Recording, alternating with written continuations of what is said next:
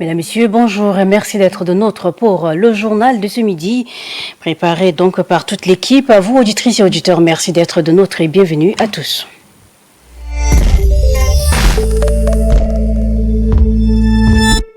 Il vous souviendra que deux Tchadiens ont donc été déchus de leur nationalité il y a peu et ceci continue donc d'alimenter les débats.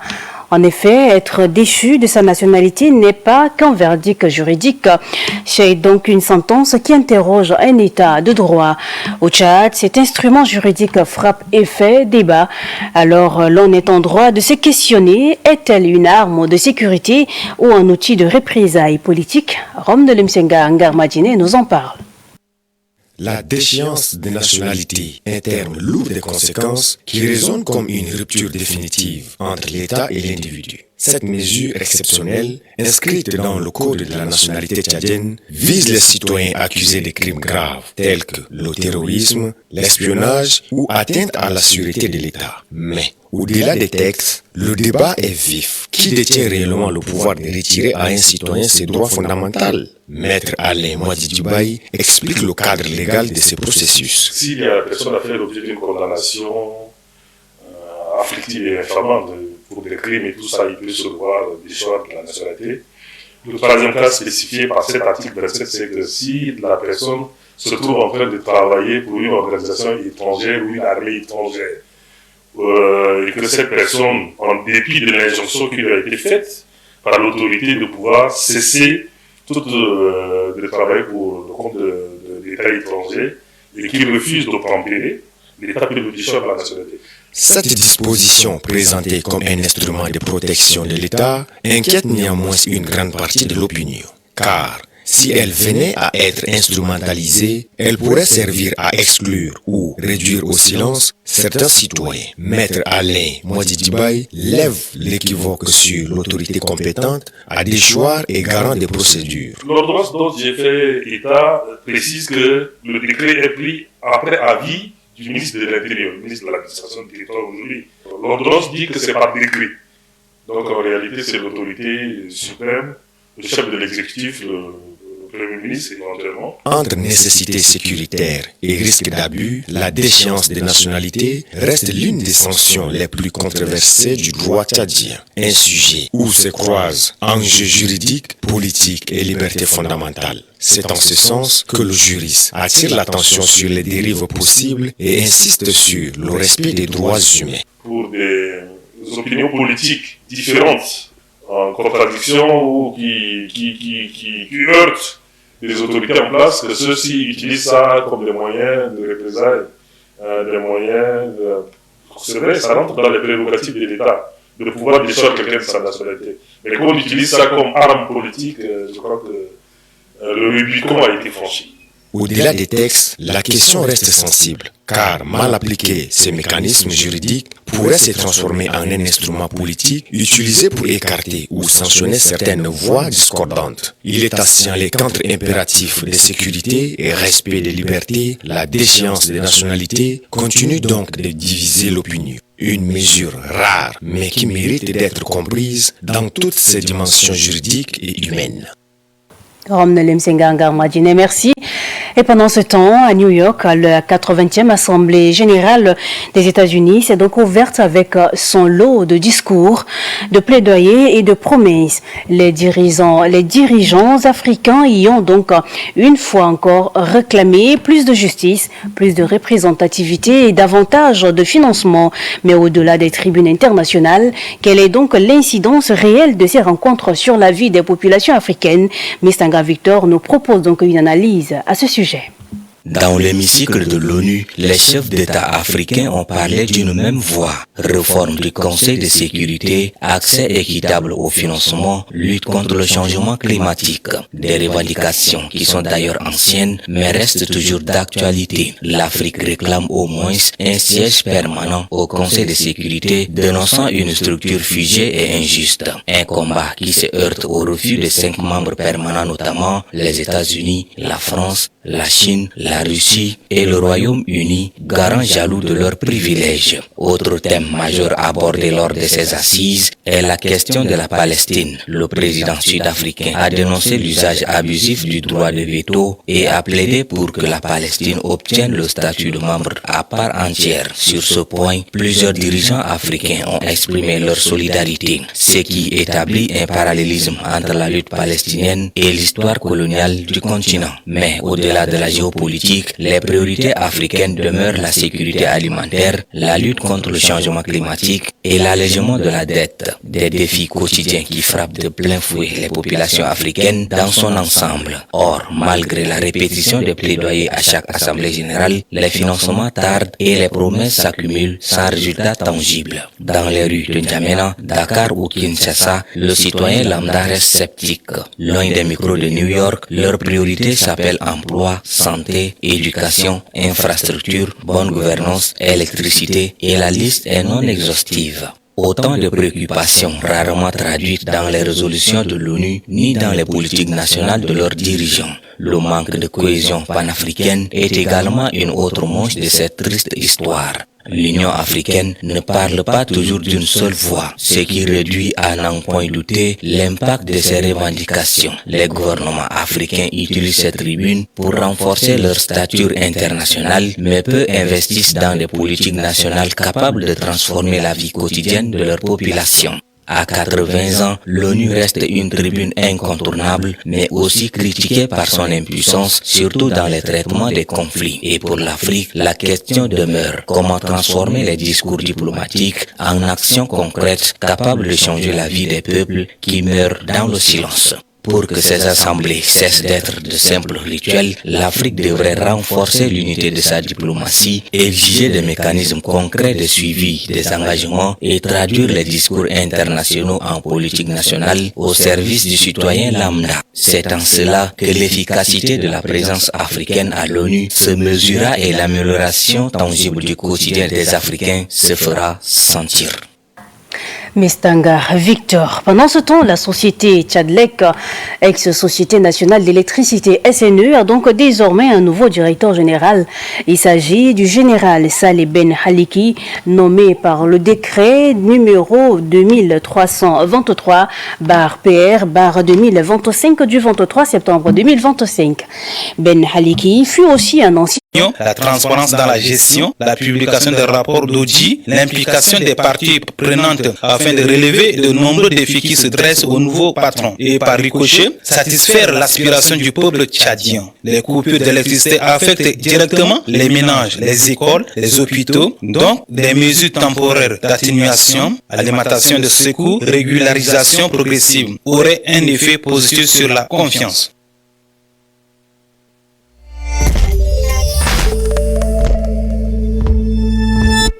Et pour les quelques faits marquants de la société, au cours de cette édition d'information, le calvaire des femmes commerçantes sur le pont de Nguéli semble avoir de beaux jours devant elles. À l'entrée du pont de Nguéli se joue donc un drame silencieux chaque jour. Un drame qui n'est donc pas le fait d'une catastrophe naturelle ou d'un conflit armé, mais plutôt de l'abus de pouvoir, de l'humiliation et de la violence infligée à des mères, des sœurs et des filles commerçantes qui bravent chaque jour des bras de fer, ou sinon ces injustices pour essayer de gagner leur vie. Kodima Dibetupana Hortense s'est donc penché sur le sujet. Injures, violences, gifles et bousculades, des coups de poing et de coups de pied. Tel est le comportement indigne des douaniers à l'entrée du pont de Nguéli envers les pauvres femmes qui se battent jour et nuit pour subvenir à leurs besoins et ceux de leur famille. Ces douaniers à l'entrée du pont de Nguéli et ceux qui sont appelés communément Bogo Bogo arrachent et confisquent les maigres marchandises de ces femmes. Cette pratique d'un autre âge se déroule tous les jours que Dieu fait. L'on se demande si ce genre de comportements sont administratifs. Les marchandises de ces pauvres femmes qui sont jetées par terre, quelquefois piétinées ou encore emportées est un manque à gagner non seulement pour les intéressés mais également pour l'État car l'économie du pays en dépend. Les 200, 500, les 1000 francs et 2000 francs que ces groupes d'individus collectent quotidiennement finissent dans leur poche ou prennent une direction inconnue. La douane est une institution de l'État qui a pour mission de contrôler les frontières, de réguler le commerce. Sa mission n'est pas d'écraser les plus vulnérables qui cherchent leur pitance journalière. Malheureusement, ce qui se passe à Ngéli est une entorse à l'économie nationale. Il ne sert à rien que des individus sans loi ni foi imposent des frais illégaux aux usagers. Ces agents frauduleux ternissent l'image de la douane. Malgré les visites inopineuses de plusieurs autorités pour rappeler à l'ordre ces individus qui se réclament douaniers, le phénomène va grandissant. Le pont d'Ngéli ne doit plus être le pont de la honte. Il doit redevenir un lieu de passage, de commerce où chaque citoyen, quel que soit son statut, est traité avec respect et dignité. C'est l'essence même d'une société juste et d'un État responsable. Il est temps que les autorités sonnent la fin de la récréation dans cette institution qui représente toute l'économie du pays. Eh bien, Kodima Dibé pendant Hortense, il faut aussi sonner la sonnette d'alarme sur l'importance des actes de naissance, puisque bien plus qu'un simple document administratif, l'acte de naissance constitue plutôt la première reconnaissance juridique d'un individu. Il marque aussi l'entrée d'un enfant dans la société et lui confère des droits fondamentaux. Pourtant, de nombreux parents ignorent encore l'importance capitale de cette pièce et essentielle pour leur enfant. On en sait plus avec Kaobari Malum Esther.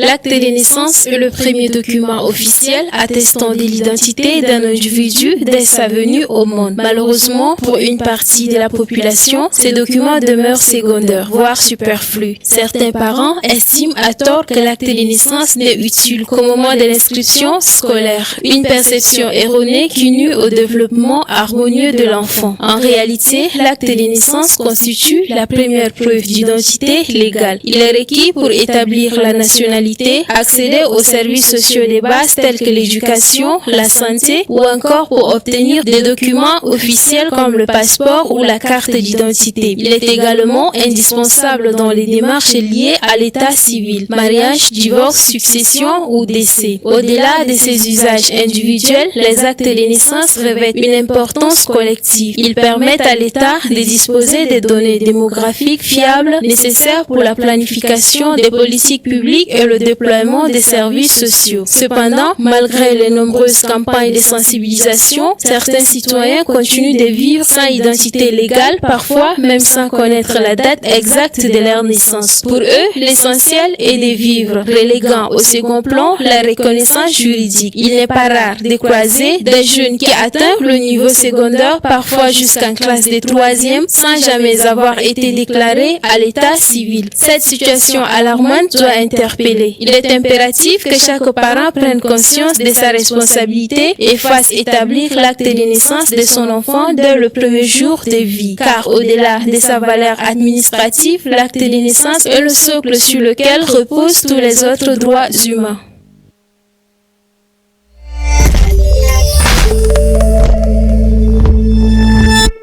Et puis, chapitre santé de cette édition, la lutte contre les médicaments de la rue semble donc être une lutte à la peau dure.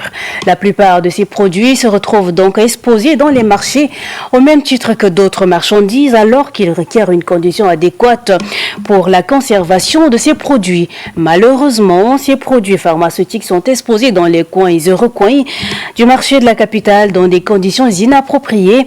Et Roséline Diacourbois a fait donc un tour et elle revient sur les risques liés à l'exposition de ces produits pharmaceutiques dans les marchés. Les produits pharmaceutiques sont des objets très fragiles qui demandent une conservation rigoureuse. Les exposer en plein air est un risque pour la santé. Malheureusement, cette pratique est visible sur les marchés et autres points de vente l'on voit des produits pharmaceutiques de différentes qualités exposés sous un soleil ardent, même aux abords des rues avec toutes les intempéries. Interrogés à ce sujet, certains ont exprimé leur mécontentement sur l'exposition de ces produits aux intempéries hors de nos micros. Par contre, d'autres ont laissé entendre qu'ils préfèrent mieux s'approvisionner avec ces produits sur les marchés puisque certains produits coûtent cher dans les pharmacies. Ce que la population devrait comprendre est que l'efficacité des produits pharmaceutiques dépend largement du respect des normes de qualité et des conditions appropriées de conservation établies par l'Organisation mondiale de la santé. Or, sur de nombreux marchés, notamment dans Dans les circuits informels, les médicaments sont souvent exposés à des facteurs de risque tels que la chaleur, l'humidité, la lumière ou encore une rupture de la chaîne du froid. Cette mauvaise conservation entraîne non seulement une perte d'efficacité thérapeutique, mais peut aussi provoquer des effets indésirables graves chez les patients selon les spécialistes de la santé publique. Ainsi, les risques liés à la qualité et à la conservation de produits pharmaceutiques constituent un véritable défi sanitaire et réglementaire nécessitant une vigilance rigoureuse de la part des autorités et les professionnels de santé.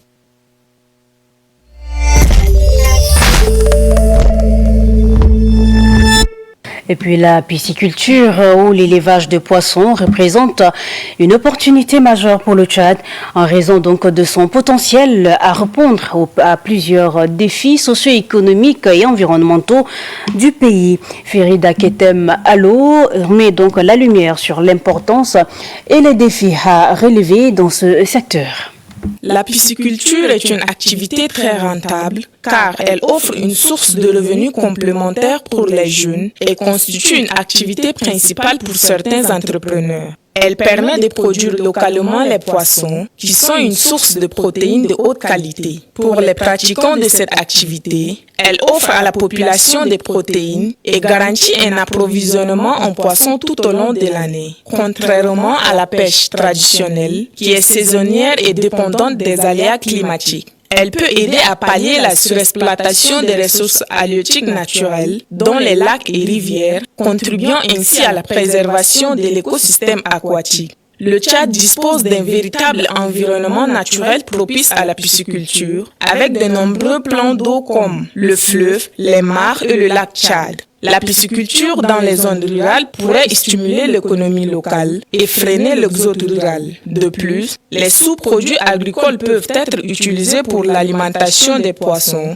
réduisant les coûts de production. Mais des fois, elle fait face à des manques d'infrastructures, d'accès à des alevins de qualité et des aliments proprement adaptés, qui restent une contrainte majeure. Le gouvernement tchadien devrait reconnaître son potentiel et mettre en place un cadre stratégique pour son développement et chercher des soutiens auprès des organisations internationales et former des pisciculteurs pour une bonne production, car instaurer la pisciculture au Tchad serait une solution fiable et promoteuse pour renforcer la sécurité alimentaire, diversifier et booster l'économie tchadienne et créer des emplois durables.